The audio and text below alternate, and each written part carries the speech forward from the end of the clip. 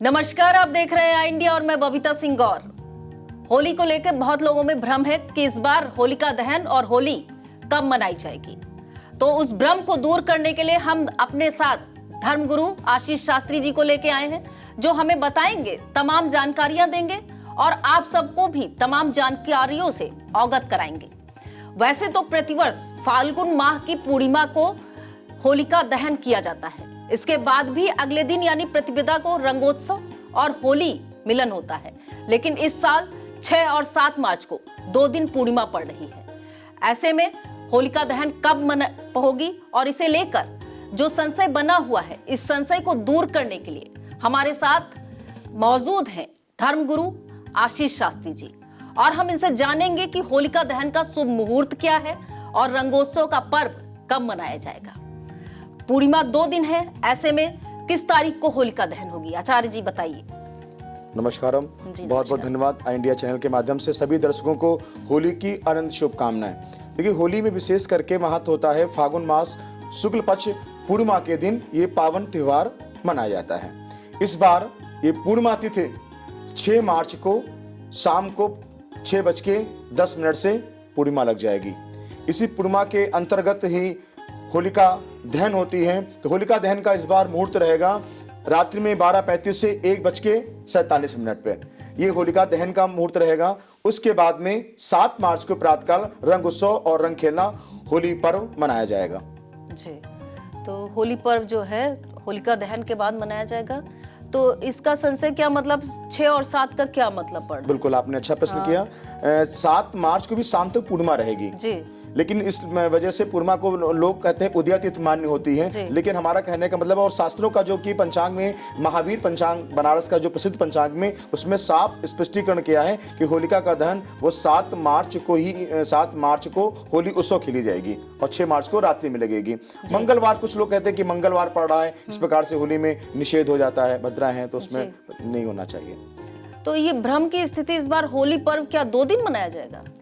अब अनेक प्रकार के हमारे भारत में अद्वितीय विद्वान हैं। हाँ, ब्राह्मणों का और विद्वानों का अलग अलग मत है। ये ज्योतिष से गणना है, तो अपनी अपनी गणना के अनुसार लोगों ने विचार किया। तो लोग इसमें विद्वान नहीं परेशान होते हैं, लेकिन हमें लगता है कहीं ना जनमानस पर इस पर असर पड़ता है, भ्रमित हो जाते हैं लोग। हाँ, लेकिन जो निर्णय लिया है कुछ लोगों ने, शास्त्रों में जो विवरण दिया है, तो उनकी बात पर हम बात कर सकते हैं, जो कि महावीर पंचांग में स्पष्ट है, वो भी बनारस का पंचांग है जी। तो मतलब कि 7 और 8 में होली का रंग खेल सकते हैं? बिल्कुल खेल सकते हैं जी। तो जनरली मेरे ख्याल से आम जनमानस में तो ये है कि 8 तारीख को होली मनाई जाएगी, 8 तारीख को।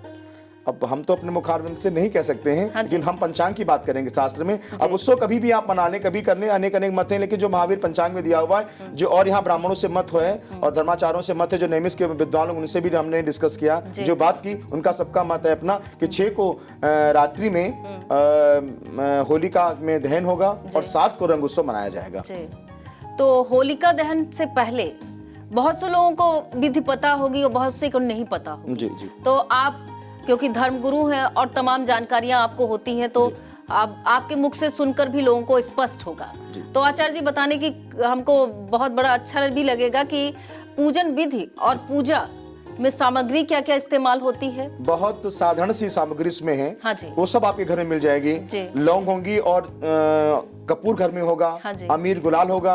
उपले जिसे कहते हैं, कंडे कहते हैं, घर में पहले महिलाएं बना करके इनको रख लेती हैं। शुद्ध गाय के उपले होते हैं, बस 7, 11, 5 एक नग माला की तरह बना करके उसको लेकर के, और कुछ नैवेद्य मीठा जिसे कहते हैं, गुजिया हो, पकवान हो, जो घर में बना हो, वो सब एक अमीर गुलाल हो थाली में सजा करके विधिवत उसमें दीपक जला करके जहाँ पे होलिका का दहन होना है वहां पर पहुंच जाए। वहां पहुंच के इनके बाद में वहां पे होलिका का पूजन करें। अर्थात भक्त प्रहलाद की पूजा का विशेष महत्व है। हम लोग जलने पर विश्वास नहीं करते हैं, हम लोग बचाने का काम करते हैं। जो हमारी सनातन धर्म है वो बचाने का काम करते हैं। जिस प्रकार से भक्त प्रहलाद को जो है बचाया गया और उनकी आराधना की गई, तो होलिका देवी का जो है ध्यान करते हुए, प्रहलाद का ध्यान करते हुए वहां पे अमीर से टीका करें, गुलाल हो और मीठा हो, मीठे में गुजिया हो, और 7 धागे 7 परिक्रमा करनी है, यानी कानिचा पापानी जन्म जन्माने कृतानिचा तांत्रणा पदे पदे पदे, इस प्रकार से 7 परिक्रमा 5 परिक्रमा करने, धागे से उसकी परिक्रमा करनी है और फल फूल मीठा लेकर के वहां से अग्नि लेकर के आप घर में आएंगे, उसका बसंतर करेंगे,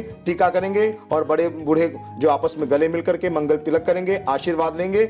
और कपूर, खास करके कपूर और लौंग का जो है धुनी घर में जरूर दें, और जहां होलिका दहन हो रही वहां पे भी डालें, जिससे प्रदूषण किसी प्रकार का ना हो, वहां का भी वातावरण अच्छा और सुंदर हो जाए। ये हर व्यक्ति को ये उपाय अवश्य करना चाहिए।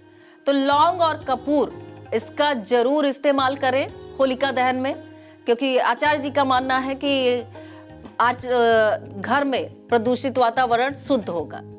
तो ये बड़ी अच्छी जानकारी दी आपने आचार्य जी। और ये भी जानना चाहेंगे कि होलिका अष्टक के पहले लोग कहते हैं कि शादी विवाह का मुहूर्त नहीं होता है, तो इस बार होलिका अष्टक के पहले ही शादी विवाह के मुहूर्त शुरू हो रहे हैं, तो इसका भ्रम दूर कीजिए। बिल्कुल, आपने अच्छा प्रश्न पूछा। ये होली के बाद तपंता जिसे बोलते हैं शुद्ध हिंदी भाषा में, तो तपंता में इस बार मुहूर्त नहीं है। लेकिन इस फिर यहाँ अगर बात करें विद्वानों के, आचार्य के जो बनारस की जहाँ से पंचांग विशेष करके प्राप्त होता है, वहां से इस बात का इसका कुछ खंडन किया गया है। कुछ विद्वान तपंता को मानते, कुछ विद्वान तपंता को नहीं मानते। तपंता से कहते हैं कि होली होलाष्टक रहता है, 8 दिन का रहता है, अरोही अष्टमी तक कोई मांगलिक कार्यक्रम नहीं होते। लेकिन कुछ ब्राह्मणों का इस बार मत हुआ है, मत के अनुसार उन्होंने ज्योतिष में गणना की है, तो इसका खंडन किया है और इस प्रकार से वो जन्मोत्सव या होली या मुंडन या विवाह इत्यादि कार्यक्रम करते हैं। जी, तो बड़ी सुंदर जानकारी दी आचार्य जी आपने हम सबको और हमारे दर्शकों को भी। तो बने रहिए आई इंडिया के साथ आप सब और देखते रहिए, सटीक जानकारी पाते रहिए। राधे राधे आचार्य। जय श्री राधे।